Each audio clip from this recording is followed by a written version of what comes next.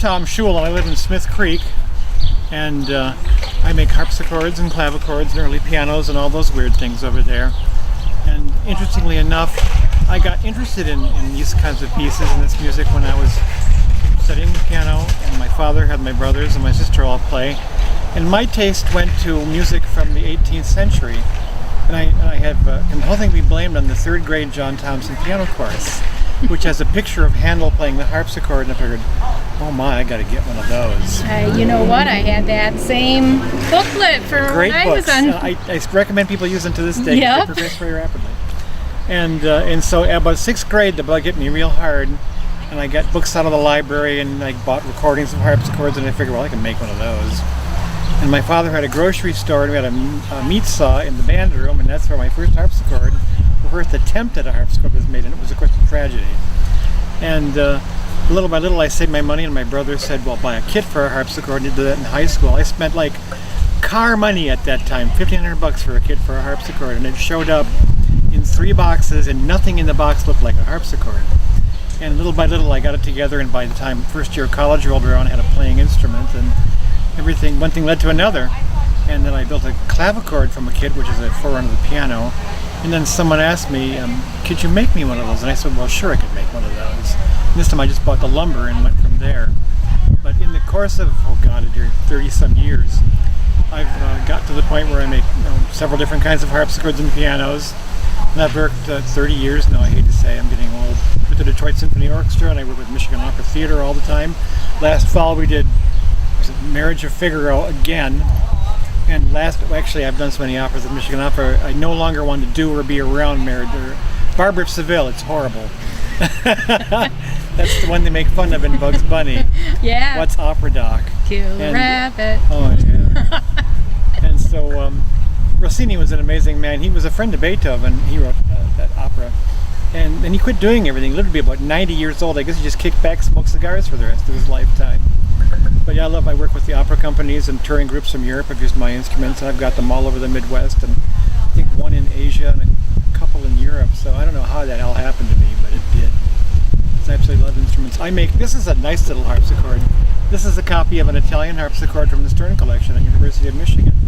And I've done about 6 of them now, and it is by far the best accompanying, or what they call continuo harpsichord, in this part of the world, because everybody uses it and everybody loves it. I've had people rent this instrument from me and say, where's the big harpsichord? I said, well, I'm sorry, this is what you get. And they've apologized to me afterwards, which is kind of cool. But I make harpsichords and I make lutes out of various things. That's a little tiny German virginal from about 1580, and a Baroque guitar. And they're all really neat, and they're not made for playing outside, but we're going to do that today.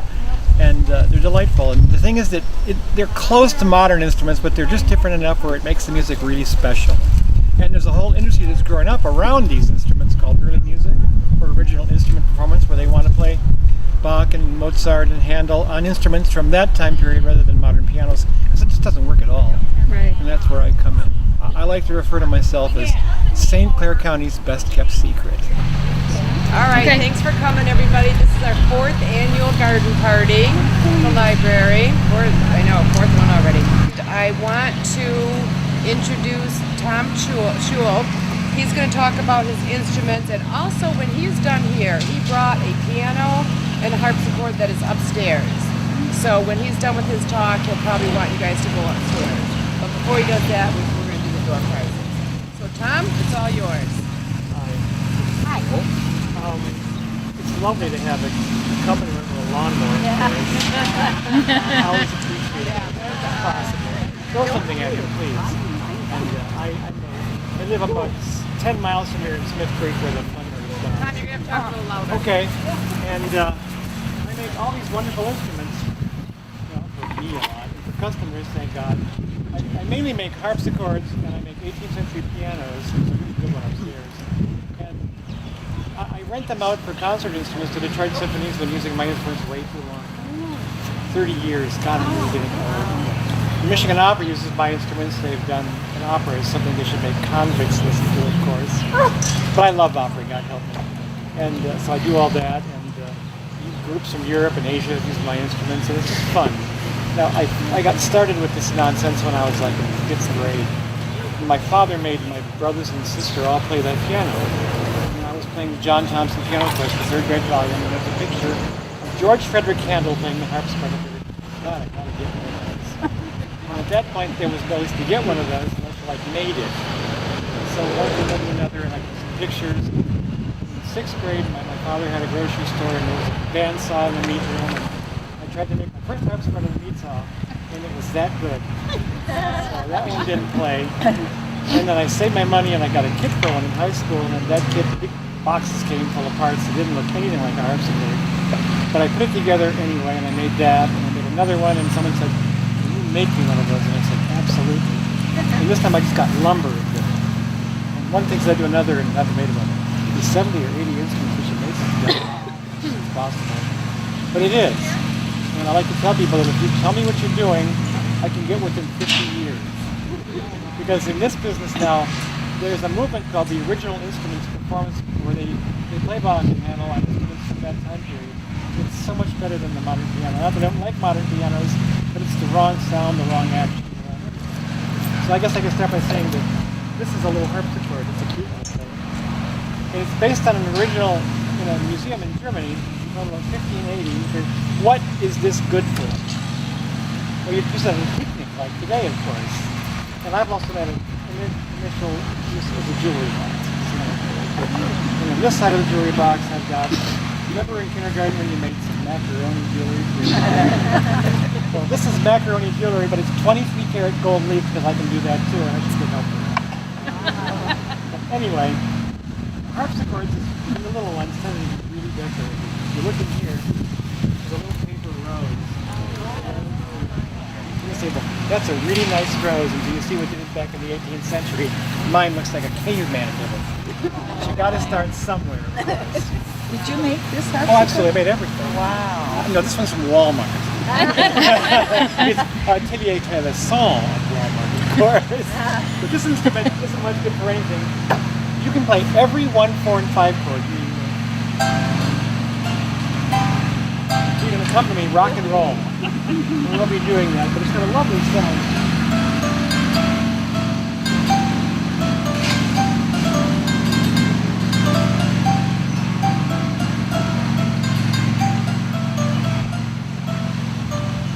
But this one has vibrato.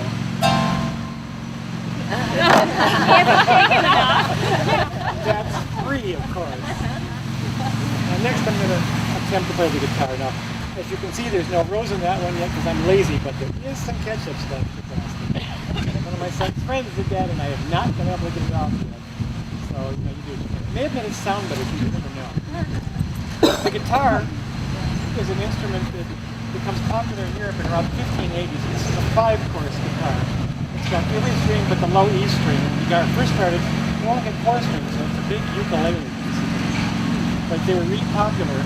And the lute, which is the prince of instruments at that time period, they would say that, well, the lute is this princely instrument, but the guitar is like for shepherds and goatherds. And the guitar still has that kind of, you know, rock and roll kind of bad character today too, in some senses. But it starts out being a nice little instrument. It's actually, we think it was a cello type instrument that they turned sideways and played. I'm going to play it right now. I apologize for that.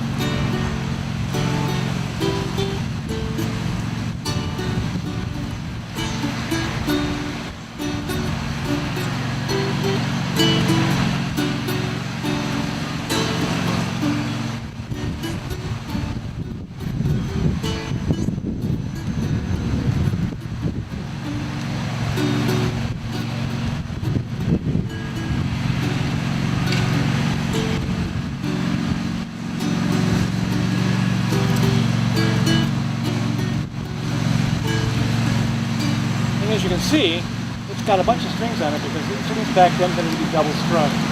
So even a 4-string guitar had 8 strings on it, which is quite handy. They still use 12 strings today, and I have a huge problem with modern 12-string guitars because the necks are really narrow and my hands just can't play those on those things. A little bit.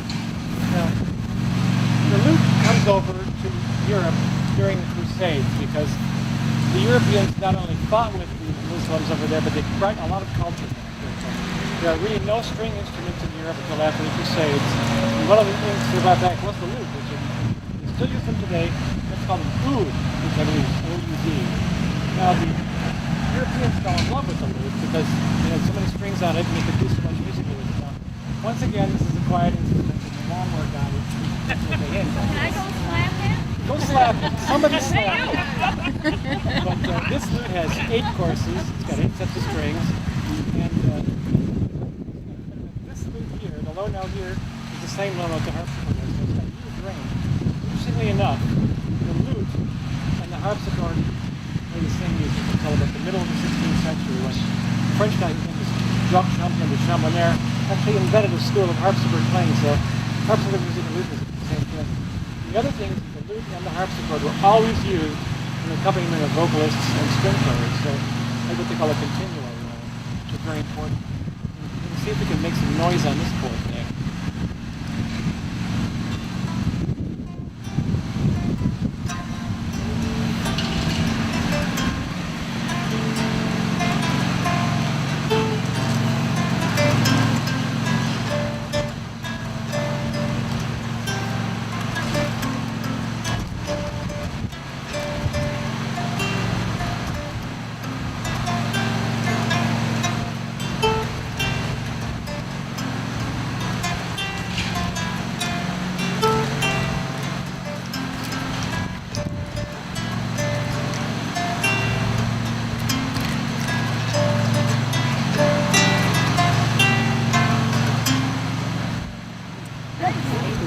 The neat thing about this lute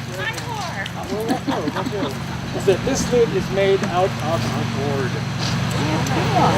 And I agree that gourd. We actually thought it was a watermelon, and I tried to cut it in half. But it was too hard. I said, "Gee, Tom, that's one of the gourds you cut." So I quit cutting, and I dried it out. It took a year to dry it, and I've had one lute out of it, and the other half I'm trying to make probably another lute for like the long one. I haven't got around to it yet. Interestingly enough, during 15th, 16th, and 30th centuries, in Africa, the banjo was born in Africa, and all early banjos are made out of gourds. And so it leads one to believe that maybe all lutes were made out of gourds originally because the shape is almost identical to the nuclear instruments. I have a question about Go ahead. that. Is the fact that end piece is at a right angle, is that essential to how the music sounds? Well, probably what it does is it makes a good strong node point or an anchor for the pitch. And it also, by the fact that it's going backward, it keeps the weight more centered on the instrument, so you're not supporting it, which they threw away on that, obviously. But it has a, like I said, making the note securely mounted, this is the best way to do it by bending the neck back. It works just fine. It does make a shorter instrument so you're covered too. So it's really interesting, really interesting. Pardon me? Place to hang your coat. Well, I wouldn't. Once the check clears, you can do whatever you like. This is a much more serious lute, obviously. It has a very serious, very sexy, this is called a tierbo. Sometimes it's referred to as a chitarrona. And it was a very important style of lute construction because this instrument actually goes way lower than that instrument. It's almost got a 6-octave range. And it's got 10 courses, or 8 courses on the neck and 4 open courses. And you never finger on these ones, you just pluck them like a harp when you need them. And this one, of course, the guy who made it did a real nice job. Interestingly enough, I had some friends, a friend who used to come see me all the time. He was a Jehovah's Witness, and he didn't try to convert me after a while, but we had a nice talk. And he showed up at the house when he was talking to use these. And I said, sure, it was a bunch of black walnut. But it was black walnut that someone had busted up and you were going to burn for firewood. It was a sin in my life. And so he gave me this, and I cleaned the black walnut up, and I made all the walnut staves out of that piece, which is kind of amazing. And How many strings are on that? This one has 14. 14. And like I said, that gets you about 5.5 octaves with the notes. Now this is a small tierbo, and they got as long as 7 feet long in the bass later on in the Baroque period. And the reason why that is that if you make a string thinner and longer, you get a better tone. These are shorter and fatter strings, but they still work just fine. And once again, these instruments always accompanied the Baroque, either orchestral playing, concerto playing, or in the opera.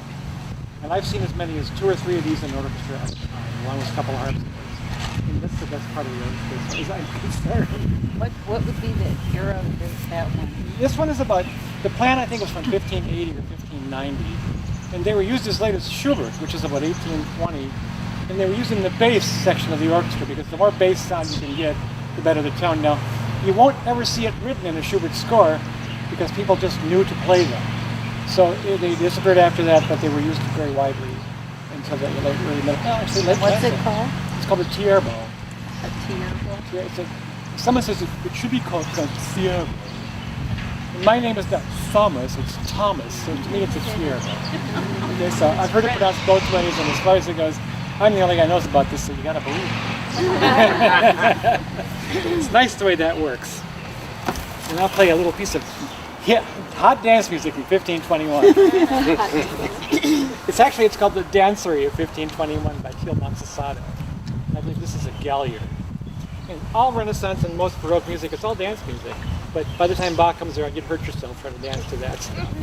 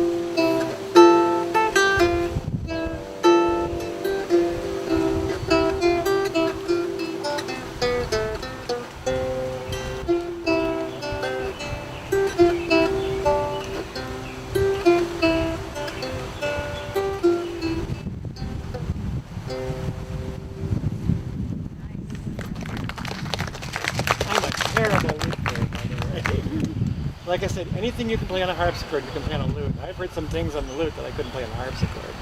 It's astounding how involved in how dense music was at that time period. Music during the Baroque and late Renaissance period is what they call contrapuntal music, which means many parts. And so the parts are moving all the time. It's like row, row, row your boat on steroids. And music, when the piano came around, and we'll talk about that upstairs, music became much simpler right away because the lute you can play loud and soft on, but it's not a very loud instrument. But unfortunately, the harpsichord only plays at one volume level, so musicians got a little tired of that after a while. And when the piano was developed and the piano had all these dynamic shadings, music changes overnight, which is a good thing and I guess a bad thing too, because I love Baroque music. And the funny thing is that you think, well, Mozart's a classical musician, so you got to push the harpsichord out and push in a modern 9-foot Steinway for him. That doesn't happen until 1880. Okay, pianos in the old days were pretty small. And Mozart in particular, I can look at a Mozart piece and I can tell whether it's a clavichord composition, which is a kind of piano, a harpsichord composition, or an early piano composition, because the way of writing it changes with each instrument, which is kind of interesting. Maybe I'll do one more little short English piece here.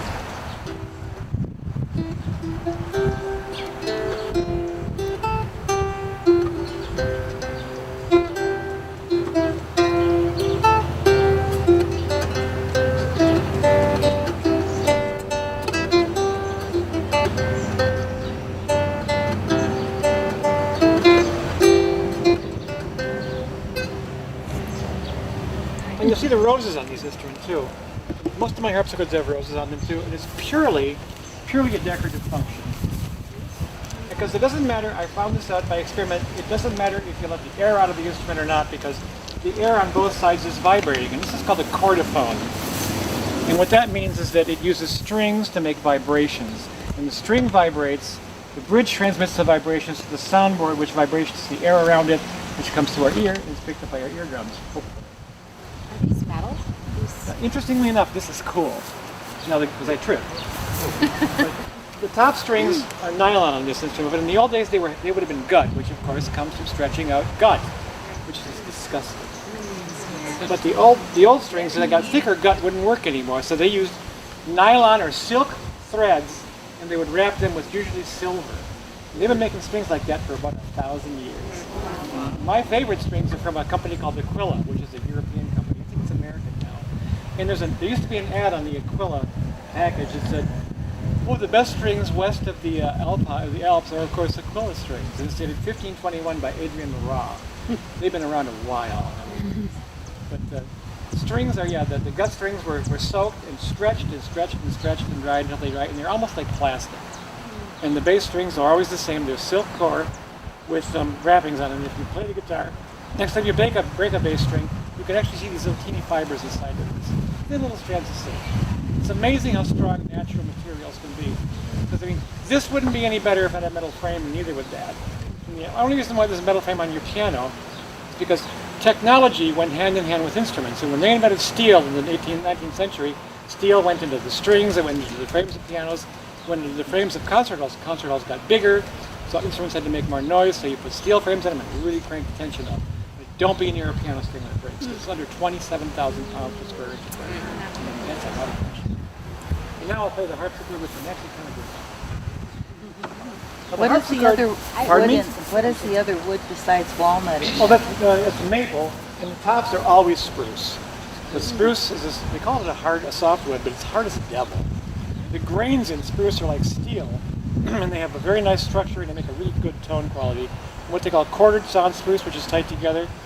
It doesn't move, it's very stable. Now, by the way, when we're done here, if you can play one of mine, but feel free to touch these instruments and make noises on the keyboards at least. But the harpsichord was the main instrument in Western European music for about 300 to 400 years. And they don't know who invented them, but the oldest harpsichords we have are Italian harpsichords, and this is an Italian harpsichord. Well, I copied this instrument at the Stern Collection at the University of Michigan. It had 45 notes rather than the 51 I have here because keyboards got bigger as time progressed. And people, they thought more keys are the better, of course. But this instrument, the original, was completely destroyed sometime during the 19th century by a guy whose name was Fragilini. And because harpsichords went right away completely at the end of the 18th century. And the piano took over, but at about 1860, people started to harken back to the good old days, so they wanted to get the harpsichords out and play them again. And nobody knew how to work on them anymore because it had been 100 years since anyone had made any. And so this Fragilini guy in Italy took a bunch of really nice original instruments and destroyed them. More strings, different actions, and he was on shyster. He actually spent some time in jail over it. And this was a Fragilini catastrophe at University of Michigan. He put more strings on it and blew the entire case apart. It's just a pile of wood now.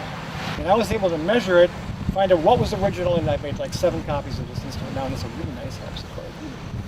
The harpsichords have a plucked action. There's a little jack inside which uses a quill, and it plucks, but it always plucks at the same volume level. And but that's not a bad thing if you're once again playing music that has several different parts moving back and forth overlap themselves. But the earliest harpsichords we have are Italian. They date back to about 1520. And the latest ones were made in around 1810. This one I hope everybody can hear. This is a really nice harpsichord with a great big sound.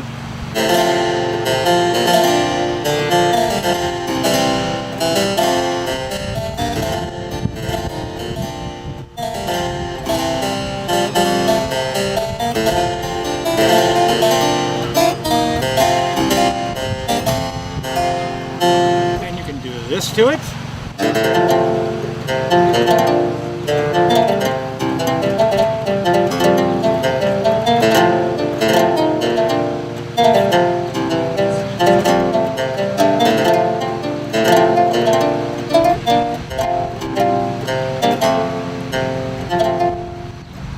That's called a buff stop, or lute stop sometimes. And what it does is it bumps against the string, it cuts out all the overtones or partials.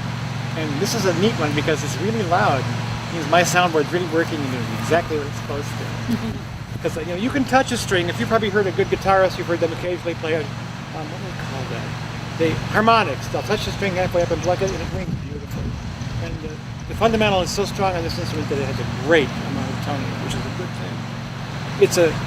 It's a very interesting harpsichord. It's got a late 17th century style Louis XV stand, and it's got gold leaf all over it, not paint. But you got what looks like wooden pieces on the inside. Now, when the Italians began making harpsichords, they made them just like cellos and basses out of really thin material. So this instrument made out of thin material weighs about 20 pounds. But they realized that these instruments were very fragile, so they made these thick outer cases and they would slide them in. And they'd go crazy decorating the outer case. They'd put seashells and tortoises and gold leaf and marquetry and you name it. But the inner case was always this little fragile, thin instrument. They liked the way they looked, but it was a lot of work doing it. They made an inner case, an outer case, and heck with that. So what they would do later on is they would make an outer case and they would veneer the inside to look like it was a harpsichord sitting in its case. And that's called false inner outer construction. And if you gave a real big tug, you could pull it out, but it'd be a real big tug. I'll play a little more harpsichord music. I've seen that at the DSO at Already Star of the Sea. Oh yeah, they use them all the time. Yeah. It's so funny. They gave me the greatest compliment I ever got 2 years ago.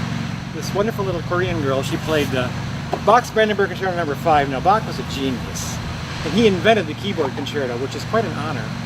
And so they played No. 5, and they used a little teeny harpsichord, and you can hear it everywhere in the whole place because this church is huge. It's huge. And during intermission, we took the harpsichord out. And so we put it in the lobby and people just gathered around. Oh, what is it? It's so beautiful. It went on so long that one of the ushers came over and said, people, if you don't go back inside, we can't start the second half. Which is kind of cool. I mean, I was the hit of the day. I wish I'd been paid that way. It would have been even much better. But they paid me a little. But the funny thing is that they have these big 8-foot, 9-foot Steinways, and this thing, as small as it is, fills everything, any building you put it up, it fills up. It's always used at Orchestra Hall. And at the Opera House, and they never mic at the Opera House, they just play it. And you heard every note, didn't you? Amazingly. Now, let's see what I can do here. Just a couple of Spanish pieces. If the book stays open. No, I'll be fine. By the way, doing that, I've done lots of concerts and rentals where, can you turn pages for us, Tom? No, please don't make me do that. You have to read the score the entire time, and it's your fault if something goes wrong. And it's not just a couple of notes on these pages, sometimes they're black with notes. So I only turn pages for extra movement. I'm a mercenary, I'm a terrible person. Once again, this is a piece that could have been played on the tierbo, or the vihuela, which is another wonderful word, or a harpsichord.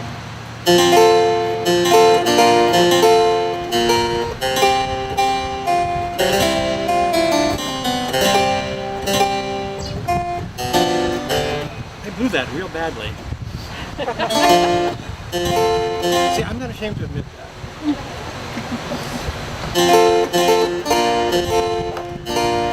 Oh, is that one of them flying off over there? That was a problem earlier today.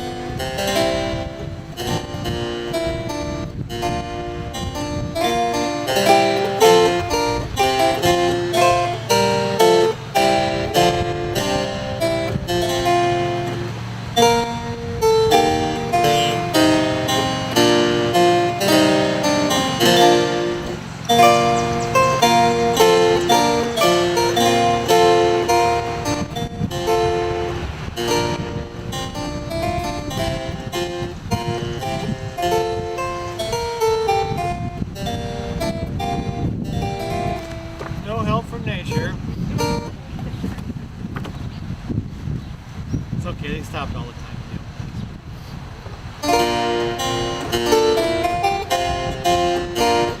And that'll be the end of that piece today. I can take a hint. Anyway, any questions or anything? Or did we run out of time for the first half, Ciul, or Judy? No, we've got a couple minutes. Well, you're going to make me play, aren't you? Yeah, go for it. This is how I know how to put the music.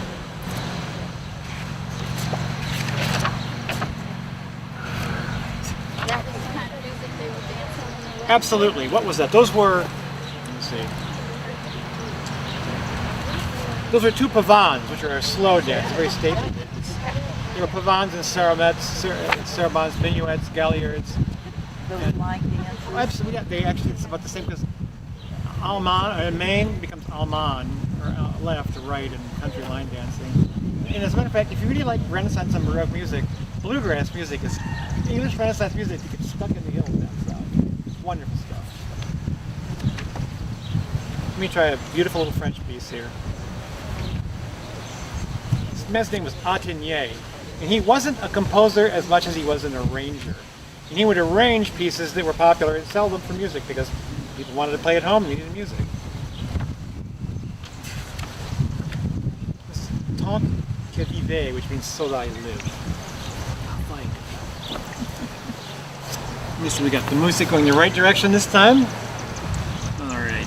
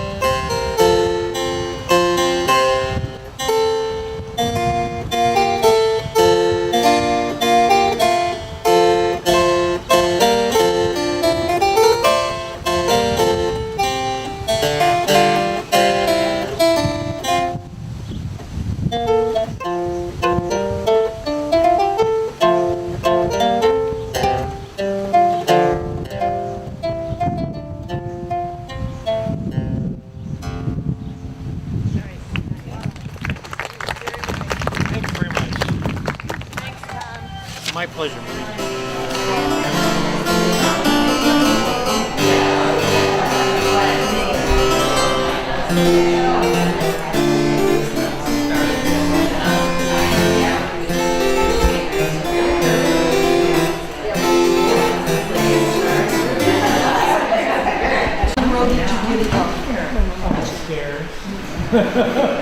You want to stick around later? I can remember else. Don't mind nothing, really. This is a Flemish harpsichord as it would have been rebuilt during the 18th century in Paris into a much bigger instrument. And they loved them, and they were so good at rebuilding old Flemish instruments, they could get more money for them. So a couple of smart guys figured, let's make new instruments that look like we rebuilt them from something else and charge more money for them. There we go. So nothing ever changes, does it? No, it's all about the business. Yeah. They would make them a little longer and they'd splice a piece here and make them wider. Went to a lot of money, a lot of work, but they got a lot of money for them. Now this is decorated, I love this. This is a Louis XIV stand, it's just gorgeous. And you see a lot of faux marble on these instruments. This is real gold, by the way. If you run your finger along here later, you can feel the thickness of it. And, Okay, so if I peel it off. it's pointless, I've tried, there's no way you can get it.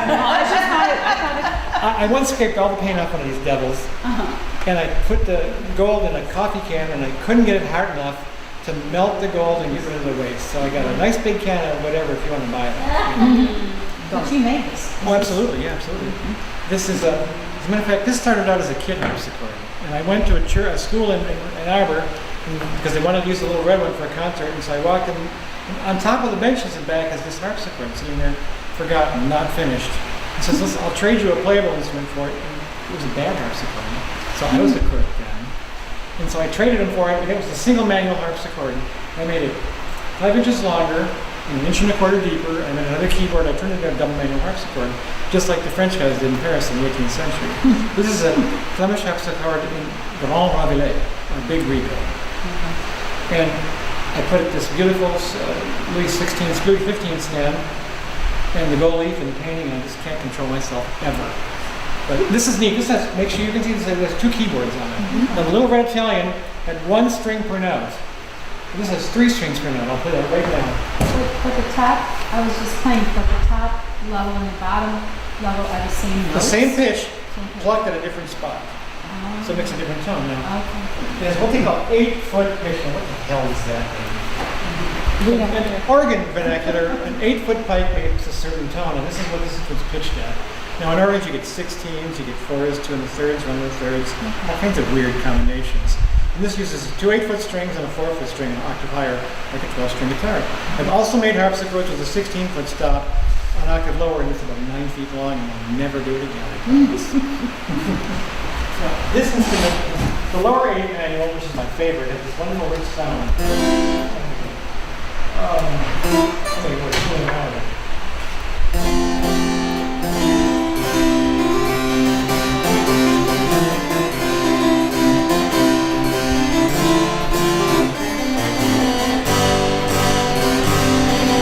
Same thing on the top manual, is more nasal.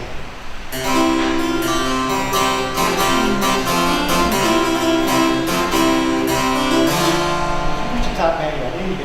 Funny little carnival trick. It plays buzz.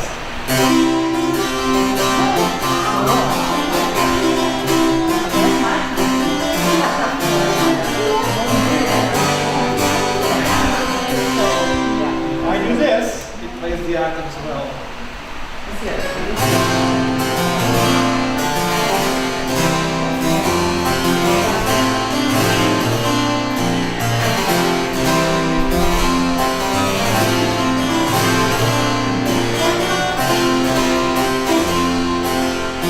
Always so on top.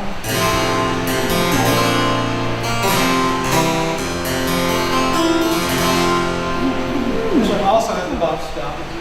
So this has done this all the time? Always. Always. These double manual harpsichords were always set up like this. Okay.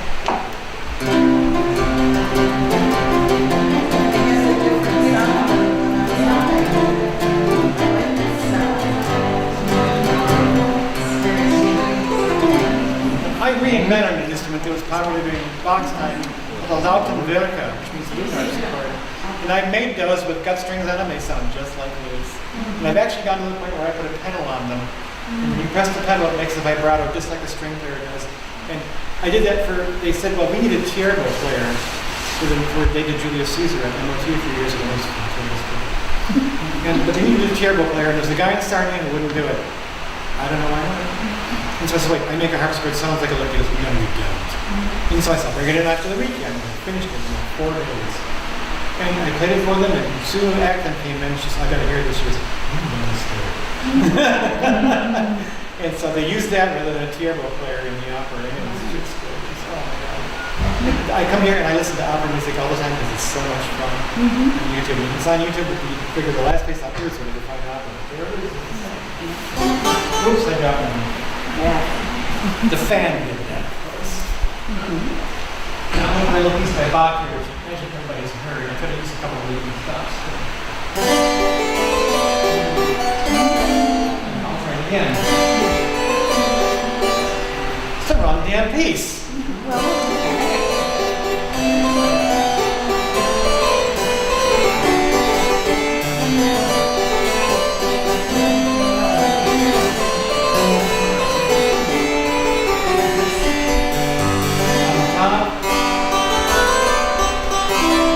And the bottom.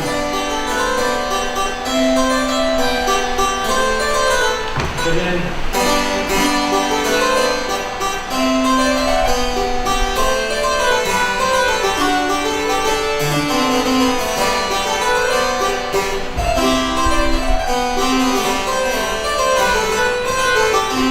then I forgot what it was.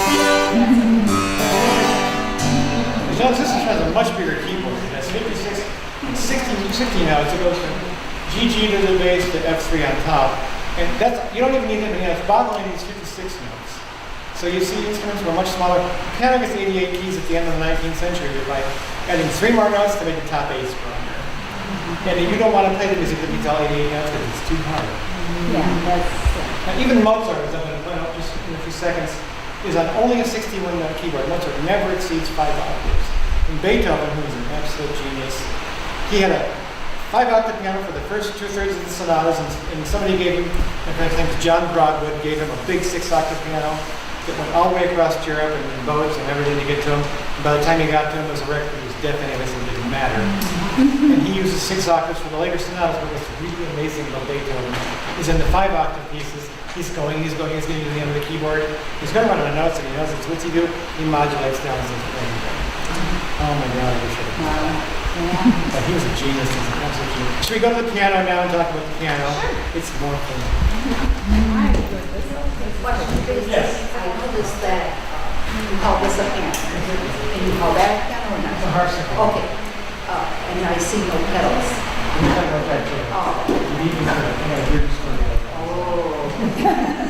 But you come on this side. She's smart. I don't know how much music, entertainment, and education you guys have got. The piano is an Italian word that means quiet. Quiet. Piano. Pianissimo, real quiet. Pianissimo, forget it. It doesn't matter anymore. Now, when this instrument was invented, all there were harpsichords. And a harpsichord, as I pointed out, always plays at the same volume level unless you do the tricks with the keyboards. But that's not individual dynamics, that's the whole thing getting louder or quieter. And some musicians said, we don't like that anymore. And there was a guy who was a famous hammered dulcimer player, was Pantaleon de Harbenstadt was his name. And he was a real showman, and he went all over Europe with these hammered dulcimers, and they're hard to play because you got to memorize all the strings, you got to beat the hammers, and someone said, this is a really cool instrument, and someone please make this easier to play. And so harpsichord builders said, we'll put a keyboard on a hammered dulcimer and see what happens. And that's how the piano got started. And because some early pianos, hammered dulcimers played above the strings, there are lots of early pianos with the keyboards above the strings, which is a real can of worms, by the way. Now, as back to the name of the harpsichord, the piano, in Mozart's day it was called the forte piano. What's forte mean? Forte means loud in Italian. Well, this instrument is the loud soft. And nowadays we just call it a piano and we drop the forte.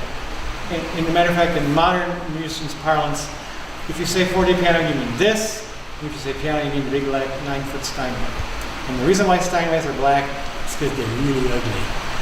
They're too wide for their length. So if you paint them black, they look skinnier. But these instruments were always very elegant. And so that's why you see them in all these weird different shapes. This is a poor man's piano. There's only one kind of wood on this. They did marquetry and inlaying and metal leaf and gold leaf laying. You look in some museums, you won't believe what they did in the old days. But this is the kind of instrument that Mozart grew up with. Actually, he was a young man already, and Haydn loved him, and Beethoven played these. And you mentioned pedals. Now, there's no pedals on the harpsichord, and there's no pedals on this, but there are knee levels. It's a parlor trick. Now, in Mozart's time, that was called the loud stop. That meant when you wanted to make the instrument louder, you'd tromp on that knee lever, all the strings would vibrate and sympathy would make it louder. Now, on English instruments, which were basically pianos with hammers in them, the stops always came down the legs. And so when they started making pianos in England, they put the pianos on the leg. They had the loud soft, the loud pedal on one, and what they call the una corda, which means one string, we shoved a keyboard on it. Modern pianos still do it. And on the other one, when they got to be 5 octaves, it was okay. But when they went to 6 octaves, ladies had to spread their legs too much in public to play them. So they put the pedal in the middle on a lyre. To this day, we use the same thing. As a matter of fact, I built this magnificent Flemish harpsichord for a customer once. These beautiful vase-shaped legs. It was really opulent. And he was an Englishman, and he was a great guy. He was a good friend of mine. And he says, when he grew up in England, he says, Tom, he says, if they'd have had legs that sumptuous in my childhood days, they would have put skirts on them. They did. I know. There's lots of Englishmen too, so I don't know if it worked or not. I'll try to clean everything up from here on in. Now this is a neat instrument. Like I said, it's touch sensitive, which is really cool. And this idea was thought up by a guy whose name was, originally it was Bartolomeo, no, not too many people. Yeah, Bartolomeo Cristofori invented the first piano in Italy, And it was a real can of worms as far as the action was concerned. It's very close to the modern piano. This action is extremely simple. There's a key with a hinged hammer on it, and the hammer hits a piece of wood and smacks up and strikes a string. And it's a German action piano, and Mozart loved them because you can play them really fast. And when I play Mozart, when I hear Mozart on a modern piano, I consider it a transcription because they are so tonally different. It's insane. Now, one thing that the forte piano does beautifully is it goes from real loud, real quiet right away. It's called decrescendo. And you can't do that on a modern piano because once again, there's so much sound in the modern piano, it takes a long time for it to bleed off. That's one of the reasons why I like modern piano. I like organ piano. Now I'm going to play a couple of pieces by Clementi, which are very nice, quiet pieces. Clementi was a genius. He grew up in Italy, not a particularly musical family, but he was Mozart's. They hated each other, as a matter of fact, contemporary. And this Englishman who was touring Italy heard Clementi playing, and can I have your son? He bought the guy's son and took him back to England. And Clementi became a fantastic composer and a great pianist, and a good businessman, and he actually makes pianos later on towards the end of his life. And Mozart and Clementi hated each other because I played these Clementi sonatas, they're wildly difficult, and in one of them, you hear the theme from it's a Don Giovanni in the beginning, I believe. No, it's not Mozart's theme because Mozart stole it from Clementi. He never forgave him for it. And people did this all the time. Everybody's heard the Hallelujah chorus. It's just beautiful. And I hate singing it anymore. I can't do it anymore. And if you listen to the Talfo music by George Gerard Felix Telemann, in one of these is a trumpet concerto. One comes in, the theme from the Hallelujah chorus, which Handel stole for now. And this week. Anyway, this is a little piece by Clementi, who I really love.